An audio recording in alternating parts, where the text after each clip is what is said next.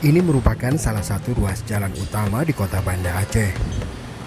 Pedagang daging musiman memadati sepanjang ruas jalan ini. Mereka menjajakan daging sapi pada hari Megang atau 2 hari sebelum masuknya bulan Ramadan.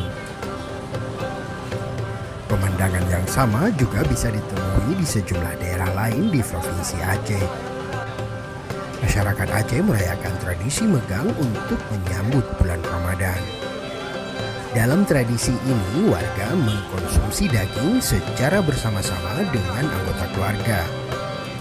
Sebagian warga juga membeli daging untuk dibagi-bagikan kepada kerabat atau anggota keluarga mereka yang kurang mampu. Meski harga daging lebih mahal dari biasanya, namun tidak menyurutkan semangat warga untuk membeli daging pada hari Megang. Karena mau bulan puasa, jadi biasanya di Aceh ini ada tradisi namanya Megang. Megang itu sebenarnya sedekah daging. Kita masak rame-rame, kita sedekahin daging buat orang-orang sekitar. Kalau untuk harganya sendiri gimana? Berasa kurang karena Harganya lumayan naik sih, sedikit lah, nggak apa-apa lah. Iya, masih. Berapa harga yang jual? 160.000 satu kilo.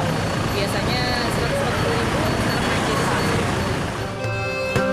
Pada hari Megang, harga daging sapi di kota Banda Aceh mencapai Rp180.000 per kilogram.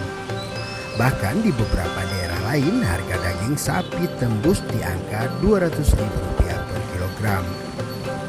Harga ini lebih mahal dari biasanya yang hanya dijual Rp140.000 per kilogramnya. Seorang pedagang mengaku pada tradisi Megang tahun ini dalam sehari ia memotong 3 ekor sapi.